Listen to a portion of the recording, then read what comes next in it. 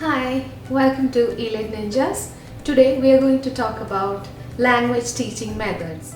I'm not discussing all the methods, I'll be discussing the first 4 important ones, and then in the next video I'll be discussing the latter ones. First one, grammar translation method. So this method was intended for students to become more cultured. And during this time, only Greek or Latin arts or literature was considered great. Students were expected to speak correctly and know all the language rules. Even morality came from the way you studied the text and how you understood the text. If you were uneducated, you were immoral. If you couldn't read the Bible, you were immoral. Does that mean that everyone had access to education? No. Only wealthy, super rich young men could access education. So the idea was passed on from one generation to another that only wealthy people are moral because they are educated. And this went on like a cycle because only educated people had access to education. Do you know which were the greatest books then? Well, Cicero, Plato, Aristotle, and languages, Greek, Latin, Aramaic, these were the greatest. None other, let alone something in English, was nothing. How does this method actually work? So students translate original text to a target language. For example, if you are a student of English, you would be translating a Greek text from Greek to English and then from English to Greek. Yes, there were comprehension questions to test their understanding, and they were also given words or rules to study. You think your teacher is tough. Guess how much they could had to learn every day? Maybe 500 words in a day. So it was very mechanical, it was very technical, and what is problematic about this approach is that it has the assumption that for every word in every language there is an equivalent word in another language. You can think of a word that's very close to you in your mother tongue and think about the English equivalent of that word. Do you think it really is equivalent to that word? I don't think so. So that's the problem with this approach. But this doesn't mean that this method is completely outdated. Language teachers still use in the form of reading comprehension, where you have to read the passage and have to answer reading comprehension questions. Second one, the direct approach. Like the word suggests, the direct approach wants you to be directly involved with the language. For example, if you want to learn English, you have to go to an English speaking country. Let's say if you want to learn US English, you have to go to the US, live with actual English speaking people, learn their culture, learn to eat their burgers, fast food, junk food, and all of that, and that's how you learn language. So language learning is just a part of a larger goal, which is to immerse yourself in another culture and to become or make it a part of who you are. So as a child, when you grow up, you learn a new language or your mother tongue. When your mother points at things, you experience language.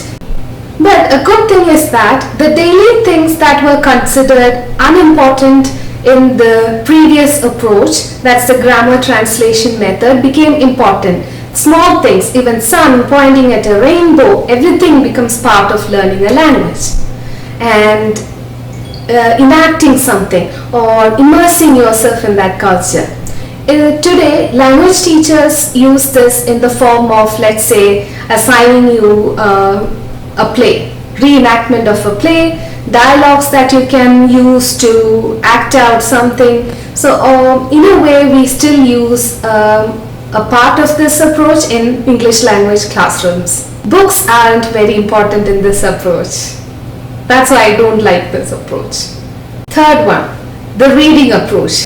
This method became prevalent in the 1930s when public schools began to implement standardized testing.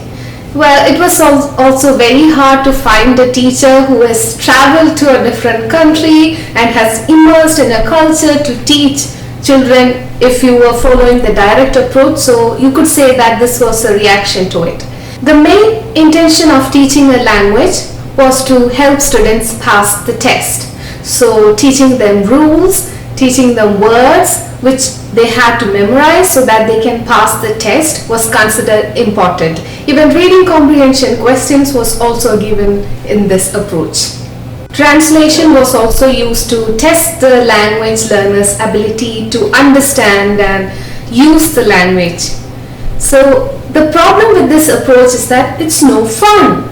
Imagine just doing reading, memorizing to learn a language. How crude that would be. I mean, you wouldn't even want to learn the language. And also, if you're not exposed to the language at home or let's say outside the school, you would forget everything. You would pass the test and forget everything about it. Fourth one, the audiolingual method. This method came about in the 1940s during the World War I as a need for soldiers to communicate with French allies and also intercept German messages. So when they communicate, they also had to make sure that the enemies don't decode their messages. The soldiers had to learn quickly and they focused only on spoken form more than the written form because that was the ultimate purpose of audiolingual method. Was a movement that came out of the behaviorist psychologist and let's say B.F. Skinner. You can think about Pavlov's dogs. So it works on rewards and punishments. Well, obviously then the soldiers, they had more punishment to learn the language rather than rewards. But in today's classroom we use good behavior chart and bad behavior chart and giving gifts for being good student, and when you give gifts to a student when he or she has the right score. So all this is in a way behavioral psychology, rewarding or punishing. So this was the method used for soldiers to learn the language quickly and effectively. The approach believes in repetition.